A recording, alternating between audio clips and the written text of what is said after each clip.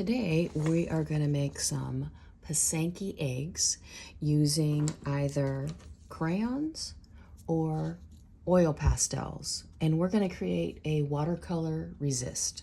So the crayons you'll start with first, and then you'll go over it with a watercolor, and the crayons or the oil pastels will show through. They will create a resist, and the watercolor will not be on those areas. So here's some traditional Pysanky egg patterns, and if you look, they are symmetrical, meaning what is on the left side is on the right side.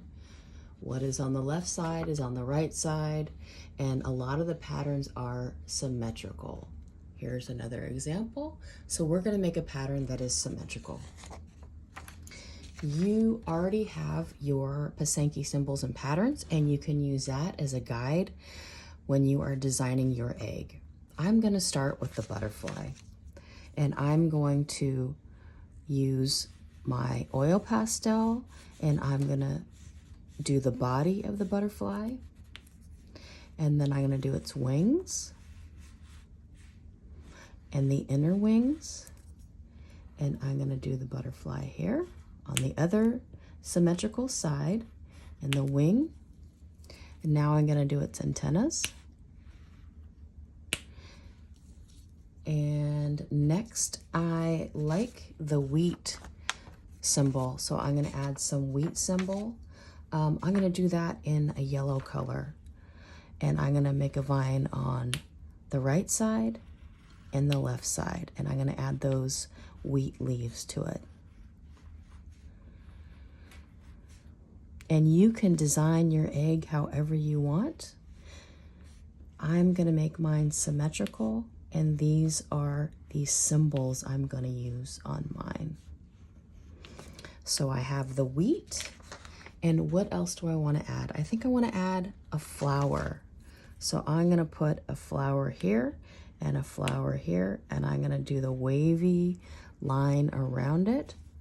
And I'm going to do another flower symmetrical on the other side.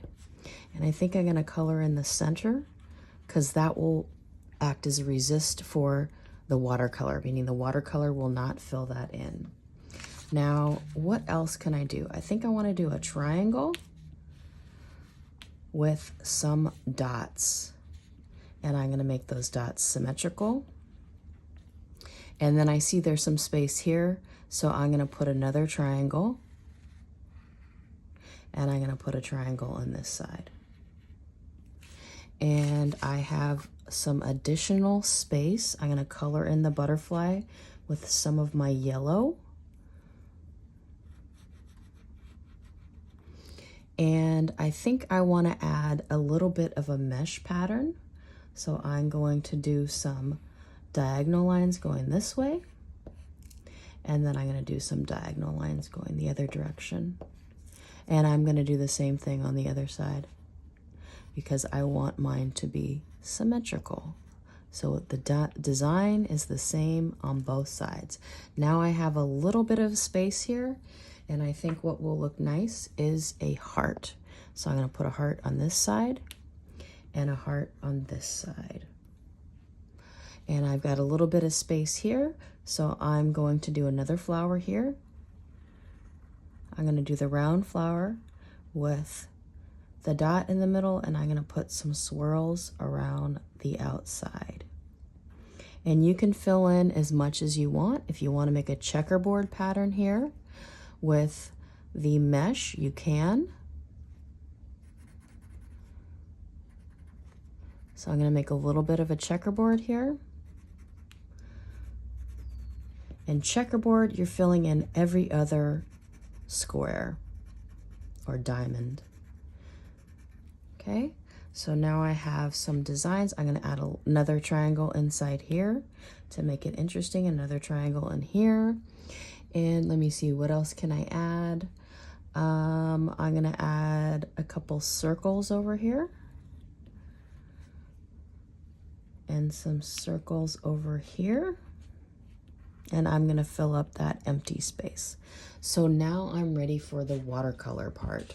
I've made my design with my crayons, and next I can get out my watercolors and paint it.